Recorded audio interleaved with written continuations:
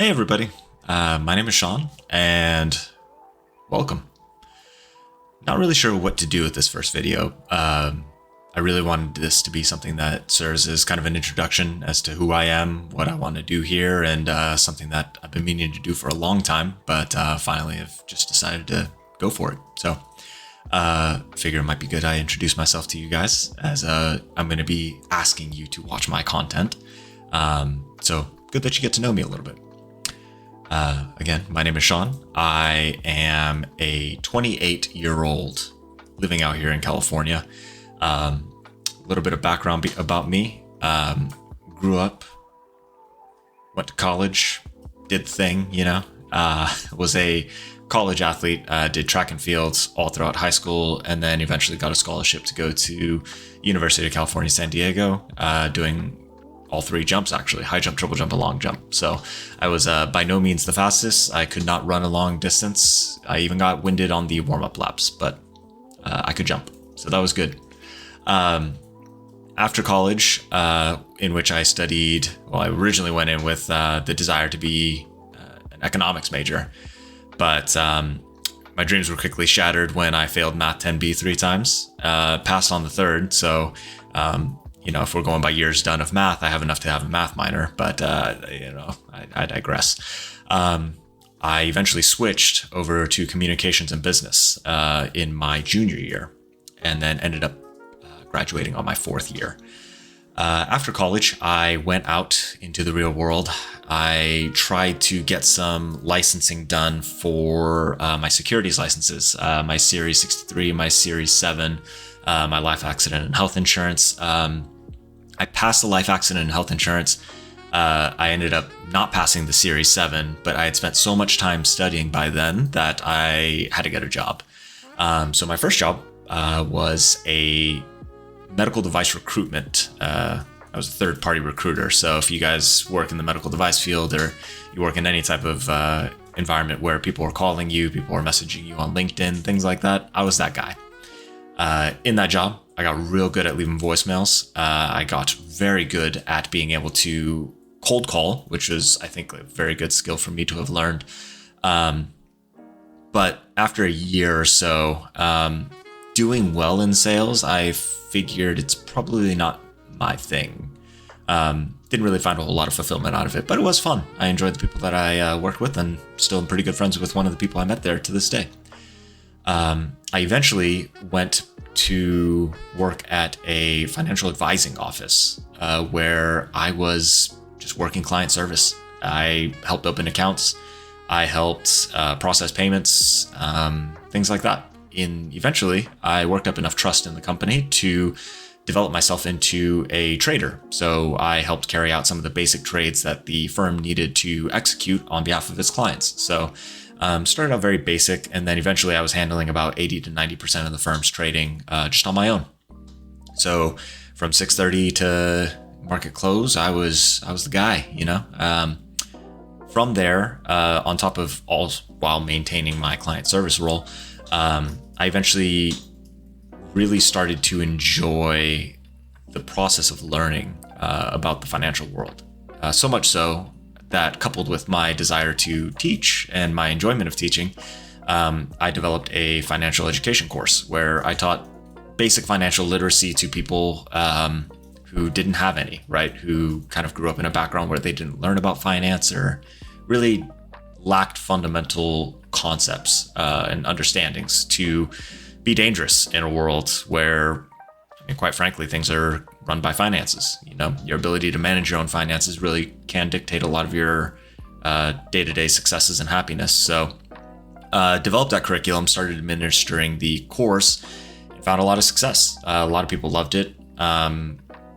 Originally was targeting high school grads to college students or college graduates, but found actually a new market that I wasn't looking for was people who recently lost their spouse. A lot of old ideology around money was a single spouse handled the finances and the other spouse didn't, right? So, you have these spouses who pass away, and then all of a sudden the remaining spouse is left with either, just a sum of money or a death benefit, and they have no idea of basic financial concepts. So it's kind of a lot to take on, especially when you're dealing with grieving. So it actually helped out a lot of people, which I thought was a pretty unique thing. Since then, I picked up a new job. I work with a different financial advising office, a little bit of a bigger scale, but relatively doing the same amount of things. So that's a little bit about me, a little bit about my background. So why YouTube?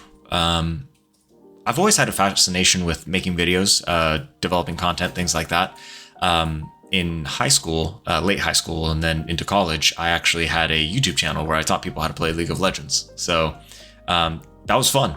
I was not good at the game by any means, but I don't know if it was the way I talk, the way I didn't edit my videos, but I ended up getting some kind of traction, and got to a point where I was paid very slightly to make those videos.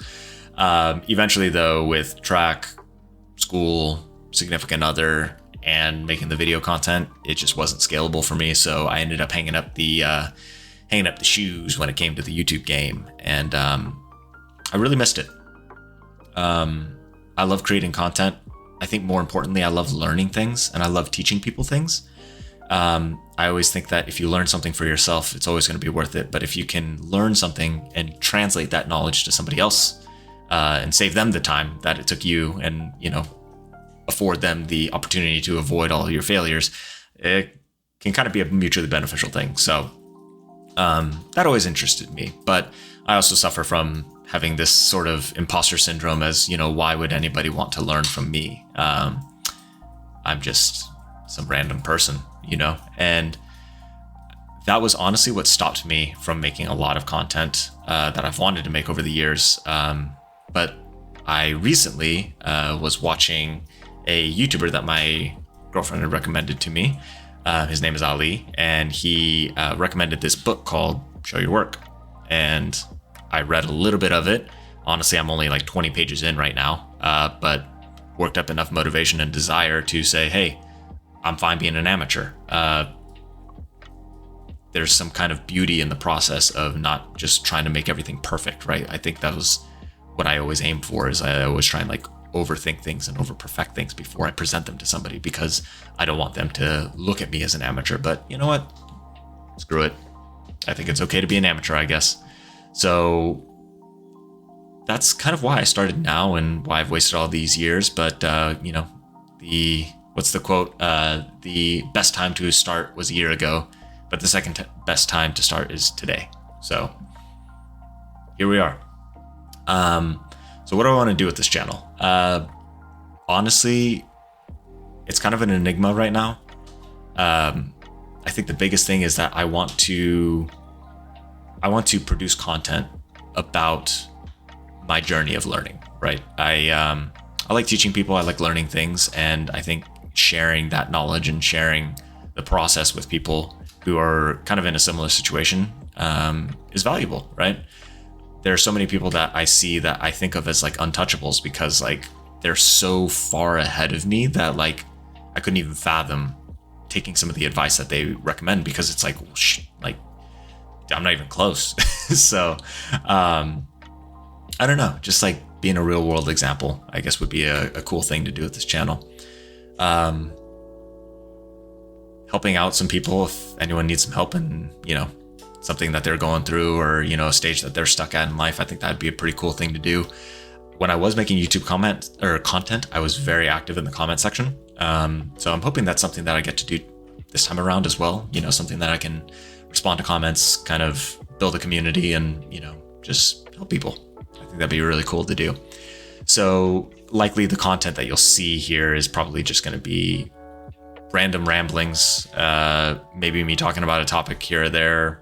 I might try and get a little bit creative and learn how to actually edit videos properly, like vlog kind of videos, and do a cooking video or something. I don't know, but at baseline, I don't want to kind of overpromise and underdeliver. I think I would just rather keep it as you can expect to see a lot of videos like this. But yeah, that's kind of the content that I expect to kind of put out there. It's more for me, honestly. As much as I like to deliver quality content to everybody that devotes the time to watch the videos.